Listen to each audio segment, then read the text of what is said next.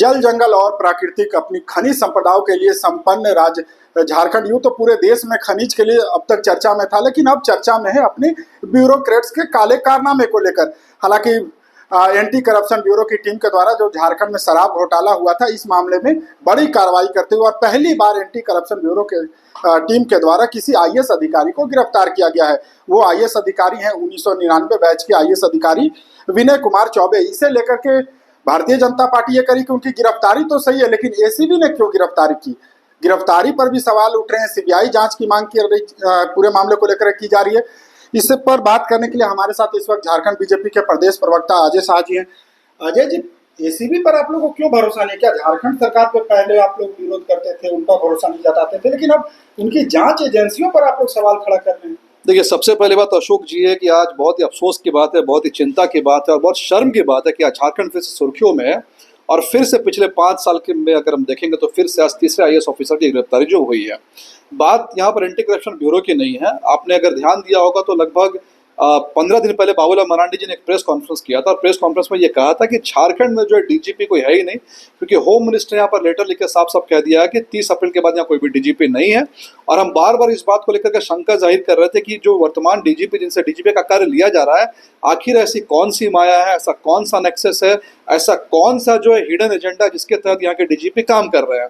और आज ये बिल्कुल साबित हो गया कि किस हिडन एजेंडा के तहत काम कर रहे हैं, क्योंकि हमने ये देखा है कि जो गिरफ्तारी हुई है, हाई प्रोफाइल आईएएस ऑफिसर गिरफ्तारी हुई है, जैसा कि बाबूलाल मरांडी जी ने भी कहा कि आज से 3 साल पहले उन्होंने एक लेटर लिखा था, बाकायदा सारे के सारे मैन पावर एजेंसी का नाम भी बता दिया था, लेकिन फिर भी गिरफ्तारी नहीं हुई, कोई एफआईआर नहीं हुआ। उसके बाद उन्होंने फिर से एक लेटर लिखा, फिर भी कोई कार्रवाई नहीं हुई।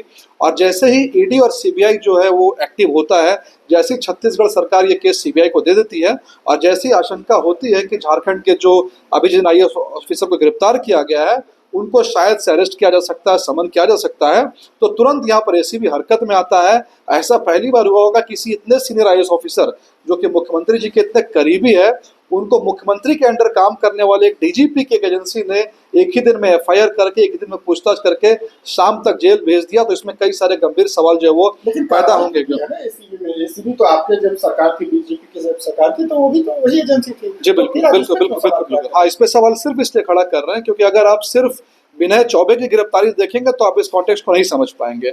इसके पहले भी आपको देखना होगा कि पहले क्या हुआ। उदाहरण के लिए ईडी ने जब यहाँ पर कार्रवाई की, जब ईडी का एक्टिविज्म हुआ, तो ईडी ने कई सारे जो सीओज हैं, सीओ को विटनेस बनाया, सरकारी विटनेस बनाया। सीओ ईडी के द्वारा सरकारी विटनेस बनाने के बाद में, उन सीओ को बुलाने के बाद में यहाँ की सरकार द्वारा उन सीओज के खिलाफ कुछ कुछ केस निकाल लिए गए, कुछ कुछ केस खंगाले गए। और उसमें से जैसा कि हमारे अध्यक्ष जी ने कहा कि उसमें से जो सीओ जिन्होंने इनकी बात नहीं मानी उनके ऊपर में कार्रवाई की गई, उनको जेल भेजा गया, झारखंड सरकार की बात नहीं मानी, और जिन्होंने बात मान ली उनको जो है छोड़ दिया गया।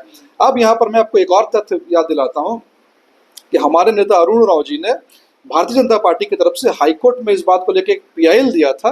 पीआईएल ये दिया था कि ईडी का जो इतना एक्टिविज्म चल रहा है, जिन जिन ऑफिसर्स को ईडी बुला रही है, समन कर रही है, आप उनके खिलाफ एक एफआईआर तक आपने दर्ज नहीं किया है। यानी कि जब हमने खुद डिमांड किया एफआईआर दर्ज कीजिए, तब आप कार्रवाई नहीं करते हैं। लेकिन जैसे ही जो है ईडी अगर यहाँ पर किसी को बुलाता है, सरकारी गवाह बना लेता है, तो आप उनके खिलाफ जो है वो कार्रवाई करना स्टार्ट कर रहे हैं। हम ये कहना चाह रहे हैं कि वर्तमान में जिन आईएएस अधिकारी की गिरफ्तारी विनय चौबे की, विनय चौबे एक तरह से कोलेटरल डैमेज है। जैसा कि बाबूलाल मरांडी जी ने कहा कि विनय चौबे से करवाया गया, उनके ऊपर जो पॉलिटिकल बॉसेस थे उन्होंने सारा का सारा गड़बड़ झाला किया, घोटाला किया। लेकिन चूंकि अब मालूम चला कि अब जो है तार जो उनके खुल चुके हैं, वो एक्सपोज होने वाले हैं, तो उन्होंने इस बात को यहाँ पर एक तरह से समझ लीजिए गेम प्लान किया, एक बड़ी प्लानिंग की, और प्लानिंग के तहत जो है विनय चौबे को गिरफ्तार किया गया। और जैसा कि बाबूलाल मरांडी जी ने भी आशंका जाहिर की कि उनका हेल्थ खराब है, उनकी सुरक्षा भी सरकार को देखनी चाहिए, कहीं ऐसा ना हो कि कोई दुर्घटना हो जाए और जो एक बहुत प्राइम जो यहाँ पर विटनेस है, एक प्राइम आप कह सकते हैं किंगपिन है, उसके साथ कोई दुर्घटना जो ऐसी घटित ना हो जाए। तो क्या लग रहा है कि किसी बड़ी मछली को या मंत्रालय में बैठे किसी मंत्री को बचाने के लिए आईएएस अधिकारी को बलि का बकरा बना दिया गया? देखिए, बाबूलाल मरांडी जी ने अपने लेटर में जिन प्लेसमेंट एजेंसीज का जिक्र किया कि इन प्लेसमेंट एजेंसीज को जो है फायदा पहुंचाने के लिए टेंडर निकाला जाएगा, और जब टेंडर हुआ तो उन्हीं प्लेसमेंट एजेंसीज को टेंडर इन्होंने पहले ही बता दिया था।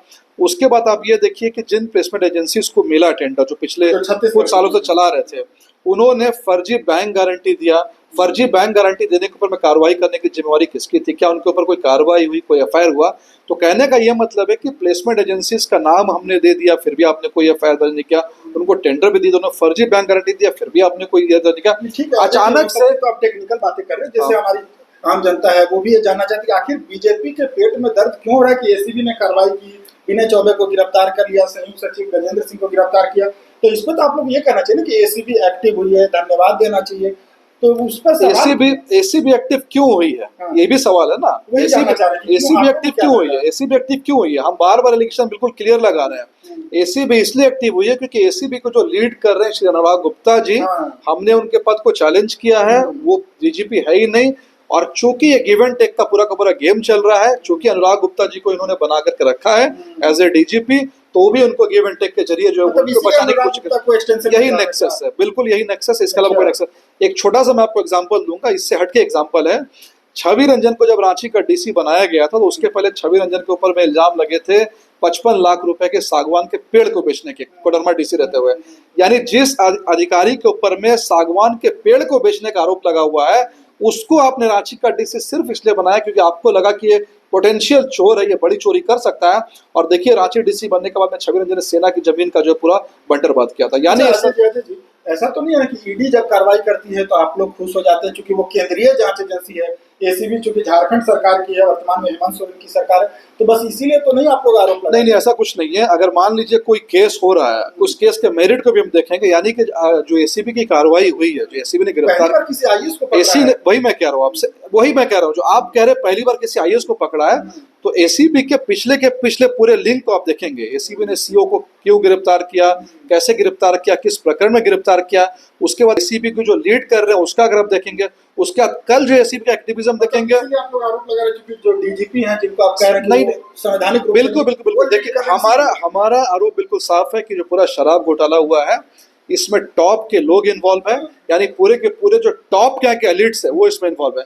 और चूंकि टॉप के एलिट्स इन्वॉल्व है, तो उन्हीं जो टॉप के जो लोग काम कर रहे हैं, उन्हीं की एक एजेंसी एंटी करप्शन ब्यूरो है।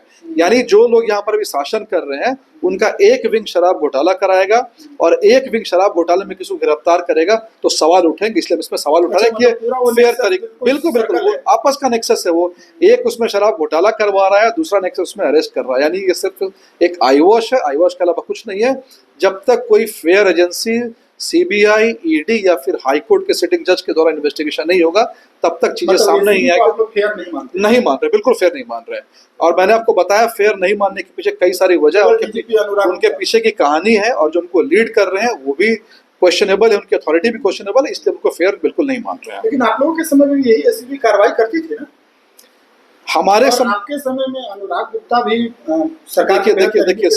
देखिए सीधी सी बात है, अनुराग गुप्ता जी के कॉन्टेक्स्ट में हम जिस केस का बार बार हवाला दे रहे हैं, हम बार बार प्रकाश सिंह केस का हवाला दे रहे हैं। प्रकाश सिंह केस में सुप्रीम कोर्ट के जजमेंट आने के बाद जो डीजीपी की नियुक्ति है, हम सिर्फ उसको क्वेश्चन कर रहे हैं। हम जब अनुराग गुप्ता जी की बात करते हैं तो हम किसी व्यक्ति विशेष की बात नहीं कर रहे हैं। हमने उनके पहले कोई काम उसको हम क्वेश्चन नहीं कर रहे, हम सिर्फ यही क्वेश्चन कर रहे हैं कि उनकी जो डीजीपी के तौर में नियुक्ति हुई है, हमने उसको क्वेश्चन किया और उस नियुक्ति से हम चीजों को लिंक कर रहे हैं।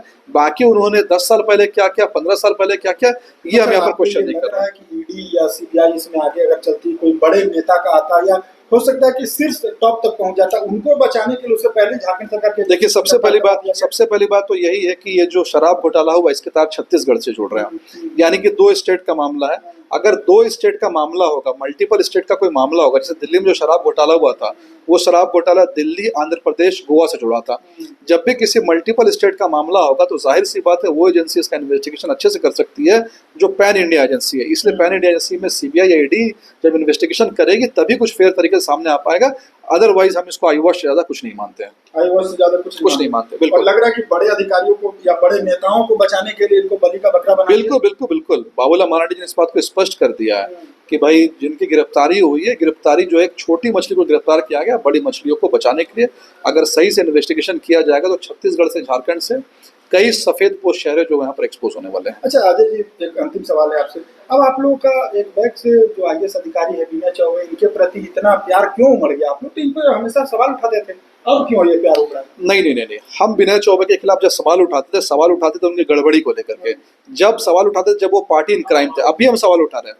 हम ऐसा कभी नहीं कह रहे हैं कि विनय चौबे जी को छोड़ दिया जाएगा और निर्दोष है, ऐसा हमने कभी नहीं कहा। बाबूलाल मरांडी जी ने ये कभी नहीं कहा कि विनय चौबे जो है वो निर्दोष है। बाबूलाल मरांडी जी ने कहा कि Vinay Choubey is a part of nexus, वो एक नेक्सस के पार्ट हैं और उस नेक्सस ने बाकी लोगों को बचाने के लिए केवल एक आदमी को कैजुअलिटी बनाया। हमारा कहना सिर्फ एक आदमी नहीं, उनके साथ जितना नेक्सस जुड़ा हुआ है सबको जो यहाँ पर क्राइम में इन्वॉल्व जो लोग थे इनके ऊपर में कार्रवाई जो होनी चाहिए। बिल्कुल, देखिए ये हमारे साथ थे झारखंड बीजेपी के प्रदेश प्रवक्ता अजय शाह। इन्होंने कहा कि एसीबी की जो कार्रवाई हुई है उस पर सवाल इसलिए उठा रहे चूंकि जो एसीबी को लीड कर रहे हैं जो झारखंड के वर्तमान में डीजीपी, हालांकि ये लोग उन्हें संवैधानिक रूप से डीजीपी नहीं मानते हैं, उनके द्वारा एसीबी को लीड किया जा रहा है और बड़ी मछली यानी मंत्रालय के मिनिस्टर्स या कहें कि टॉप लेवल के जो ब्यूरोक्रेट मंत्रालय में जो लोग बैठे हुए जो राजनेता हैं उनको बचाने के लिए विनय चौबे को बलि का बकरा बना दिया गया और एसीबी के माध्यम से उनकी गिरफ्तारी हुई है। और ये गिरफ्तारी इसलिए हुई क्योंकि इस मामले में जब आगे जांच होती है, ईडी जब इसे टेक ओवर करती तो बड़े नेता भी उसकी गिरफ्त में आते, तो उससे बचने के लिए विनय कुमार चौबे को बलि का बकरा बना दिया। ये डर था कि विनय चौबे जब ईडी की गिरफ्त में जाएंगे या ईडी जब उनसे पूछताछ करेगी तो किसी बड़े नेता का भी नाम आ सकता है। इससे लेकर के इन्होंने कहा कि सीबीआई जांच होनी चाहिए, चीजें दूध की दूध और पानी का पानी स्पष्ट हो जाएगा। फिलहाल TV9 के लिए रांची से मैं अशोक कुमार।